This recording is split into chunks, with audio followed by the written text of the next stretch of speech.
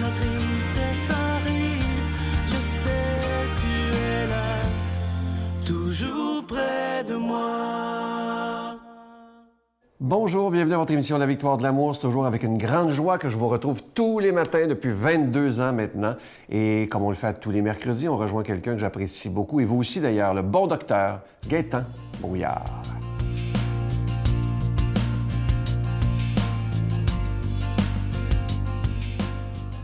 Bonjour tout le monde. Aujourd'hui, je vais vous parler des probiotiques. On en parle de plus en plus, mais qu'est-ce que c'est exactement qu'un probiotique? Le veut dire pro, pour, et bios qui veut dire vie. Donc, ces petites bactéries qui nous amènent la vie et qui sont très vivantes aussi. Les probiotiques, on en a des centaines et même des milliers. Ce n'est pas si simple que ça. Fait que de plus en plus, on voit que la médecine commence à s'intéresser et nous découvrons des aspects tout à fait intéressants par rapport à tel probiotique, par rapport à tel symptôme ou maladie. Donc, les probiotiques existent quand même depuis plus de 100 ans. Il y a certaines régions en Europe, par exemple, qui faisaient abondamment provision de lait fermenté et on s'est aperçu que ces gens-là étaient en meilleure santé. Mais ici, de plus en plus, en Amérique, nous en avons de moins en moins de probiotiques naturellement, puisque nos produits ont été pesticisés, les terres ont été remplies d'herbicides souvent, et ces petits microbes ont été détruits également. Et faire juste le produit dans les yogourts, par exemple, les gens vont dire « Oui, mais moi, j'en prends tous les jours avec le yogourt. » Malheureusement, dans le yogourt, il y a très peu de probiotiques vivants qui vont rester bien souvent. Donc, c'est important d'aller chercher une source de probiotiques. Et je dirais qu'à partir de 50 ans, on devrait prendre des probiotiques à tous les jours pour avoir cette santé intestinale. Qu'est-ce qui peut arriver lorsque cette santé manque de probiotiques, par exemple, au niveau de l'intestin? Bien, on a des maladies comme la colite ulcéreuse, les maladies de Crohn et des maladies fréquentes comme les diverticulites qui touchent malheureusement trop de gens. Et une bonne source de probiotiques va diminuer justement l'incidence de ces maladies infectieuses de l'intestin. On peut penser également aux diarrhées du voyageur. Partir avant avec une bonne source de probiotiques à l'extérieur, je pense de façon préventive, c'est une très bonne idée tous les jours. Également, on parlait beaucoup des bactéries comme le C difficile. Eh bien, les probiotiques, c'était reconnu que si nous en avions régulièrement dans les hôpitaux également, on pourrait diminuer cette quantité d'infections qu'on appelle le C difficile également. Et malheureusement, nous prenons des antibiotiques parfois pour aider certaines conditions infectieuses, mais il ne faut pas oublier qu'à chaque fois qu'on prend un antibiotique, qui est un antibio, un antivie, si on veut, ça détruit également cette partie qu'on appelle les probiotiques. Donc, il est important de refaire une flore intestinale après chaque prise d'antibiotiques, et ce, pour au moins 6 mois à 1 an, et certains vont même dire que ça peut prendre jusqu'à 2 ans avant de refaire une flore intestinale normale.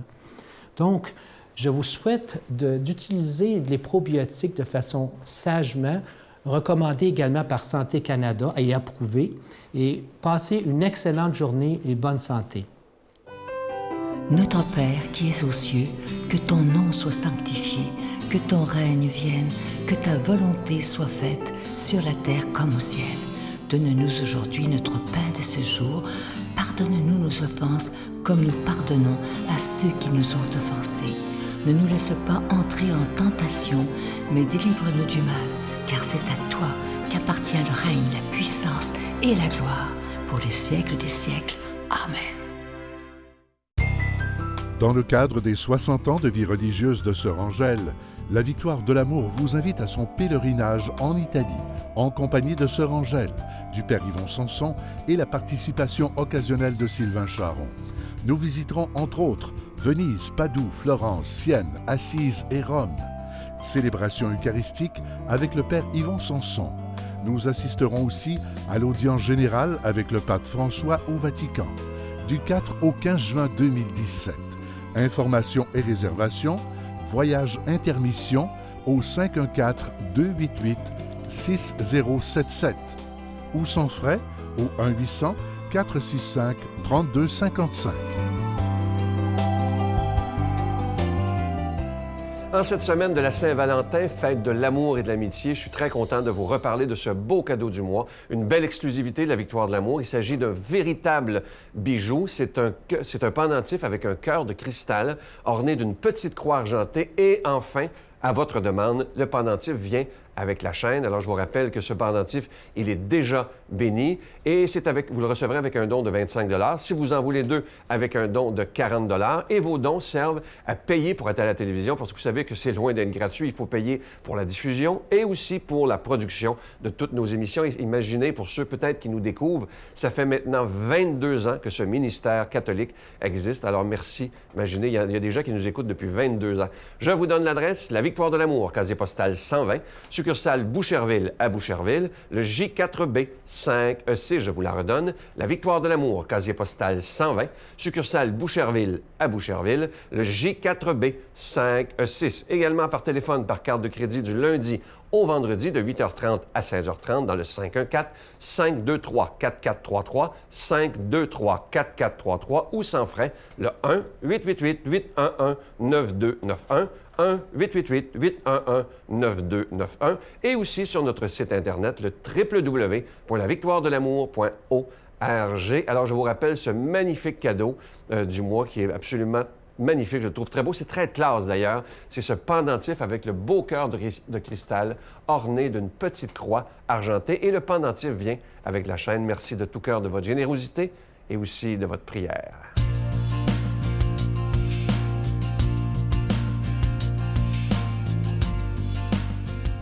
Mon Dieu, donnez-moi la sérénité d'accepter les choses que je ne peux changer, le courage de changer les choses que je peux et la sagesse d'en connaître la différence. Amen. Aujourd'hui, la parole de Dieu est proclamée par quelqu'un qui est avec nous depuis les tout débuts à la Victoire de l'amour, le Père Yvon Sanson.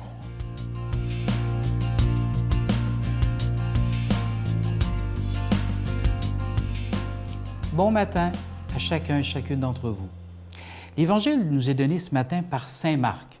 On va se rappeler que Saint Marc, parfois, a un petit côté caché, où Jésus va dire à certaines personnes « N'en parle pas, ne va pas trouver les autres, n'ébruite pas ça ». On appelle ça le secret messianique, et c'est Saint Marc qui nous le présente.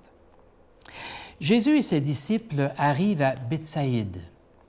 On lui amène un aveugle, et on le supplie de le toucher. Jésus prit l'aveugle par la main et le conduisit hors du village. Très important. Il lui mit de la salive sur les yeux et lui imposa les mains.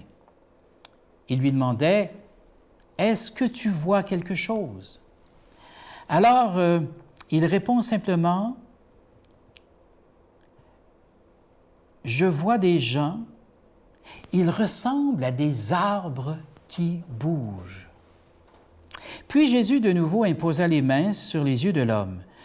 Celui-ci se mit à voir normalement. Il se trouva guéri et il distinguait tout avec netteté. Jésus le renvoya chez lui en lui disant « N'entre même pas dans le village. » Donc, ne va pas dire à personne, ne va pas ébruiter ce qui s'est passé. C'est vraiment une des façons de faire de Marc, puisqu'à la fin, il va révéler entièrement sa présence. Ce qui m'a surpris ce matin en lisant cet évangile, moi, je me disais, je ne suis pas aveugle, je n'ai pas trop de problèmes de vue, j'ai des lunettes, mais ça comble le problème que j'ai. Je ne connais pas beaucoup d'aveugles autour de moi qui auraient besoin que Jésus prenne de la salive et mette sur les yeux. De toute façon, avec notre système de santé aujourd'hui, on serait mieux de ne pas faire ça, hein? On aurait des problèmes. Mais je me disais, par contre, il arrive que dans mon cœur, il y ait de l'obscurité. Il arrive que dans mon cœur, je ne vois plus ce qui se passe, ou je ne vois plus ce qui se passe autour de moi. C'est comme si j'étais devenu aveugle sur moi-même et sur ce qui se passe chez les autres. Et c'est là que Jésus fait quelque chose d'assez intéressant. Il prend l'aveugle par la main et va le faire sortir du village. C'est un peu curieux. Et à la fin de tout, il va dire « Entre chez toi, mais ne retourne pas au village. » Il y a certaines circonstances où on a l'impression qu'on est comme saturé. on est comme trop rempli de toutes sortes de choses. Et à ce moment-là, on a de la difficulté à voir ce qui se passe en nous, à voir ce qui se passe autour de nous. Et c'est là que Jésus va nous faire entrer dans ce que je vais appeler un désert. En Israël, dès que tu quittes une ville, tu tombes dans le désert de toute façon. Et là, Jésus le prend par la main, il le fait sortir de ce village. J'imagine que Jésus avait trouvé que l'entourage de la personne pouvait l'empêcher de voir réellement. Il y a parfois des gens qui prennent tellement de place autour de nous qu'on ne voit plus où aller. Dernièrement, il y a une dame qui me disait j'ai dû couper des liens avec des gens que j'aimais beaucoup, mais on n'avait plus d'intimité à la maison. Ces gens-là étaient toujours rendus chez nous et on avait de la difficulté à vivre nous-mêmes avec nos enfants. Ces gens-là étaient devenus envahissants. Et ils ont dit, on était obligés de couper, de leur dire, pour un bout de temps, on a besoin de prendre une distance. Et c'est peut-être ça que Jésus est en train de faire avec l'aveugle, lui dire, il y a peut-être des gens autour de toi qui t'empêchent de voir la réalité. Et c'est pour ça qu'il le fait sortir du village, il l'emmène dans un endroit un petit peu plus désert, pour justement qu'il puisse retrouver la vue. Peu importe comment le miracle s'est fait. Mais une première fois, l'homme dit, je ne vois pas très bien. Je vois, on dirait, des arbres qui marchent. Jésus a imposé les mains une deuxième fois. Et là aussi, c'est important, il y a parfois des guérisons en nous qui doivent se faire par étapes. Il y a des personnes qui suivent des sessions de guérison, 1 fois, 2 fois, 3 fois. La première fois, ils se disent « Alors, je suis guéri, ça va bien, c'est parfait. » Après quelque temps, on s'aperçoit qu'il reste encore des pardons qui ne sont pas accordés. Il reste encore des zones grises, des zones noires dans notre cœur. Donc, on retourne.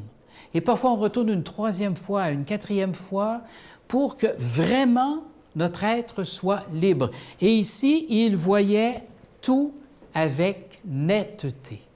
Il avait vraiment libéré son cœur, libéré ses yeux, libéré sa conscience, et maintenant, il était prêt à voir ce qui se passe en lui et ce qui se passe autour de lui. Alors ce matin, je vous invite à accueillir simplement Jésus qui veut guérir nos yeux, qui veut guérir nos oreilles, qui veut guérir notre bouche, qui veut guérir tout notre être afin qu'on soit libre et qu'on puisse voir réellement ce qui se passe autour de nous et ce qui se passe en nous. Ce que le Seigneur veut, c'est qu'on soit totalement libre. Pour cette liberté, nous pouvons aussi accueillir tous les jours la bénédiction qu'il veut bien faire descendre sur nous afin de nous envelopper de son amour et de sa protection. Soyez bénis par le nom du Père, du Fils et du Saint-Esprit. Amen. Je vous salue Marie, pleine de grâce. Le Seigneur est avec vous. Vous êtes bénie entre toutes les femmes, et Jésus, le fruit de vos entrailles, est béni. Sainte Marie, Mère de Dieu, priez pour nous pauvres pécheurs, maintenant et à l'heure de notre mort. Amen. Je vous laisse avec une belle pensée qui fait réfléchir. Écoutez bien, ça dit ceci. Le bonheur t'accompagne et il marche à tes côtés. Mais, généralement, tu ne le regardes même pas, trop occupé à regarder ailleurs. En te levant le matin, rappelle-toi combien est précieux le privilège de vivre, de respirer et d'être heureux. Ça, c'est vrai. Au lieu de chialer le matin parce qu'on est fatigué, juste le fait de se réveiller, c'est un miracle absolument extraordinaire d'être en vie et de profiter de la vie. Je vous souhaite une belle journée. Bye! Si la peur m'envahit et mon âme chavire, Créateur de la vie, mon secours est en toi.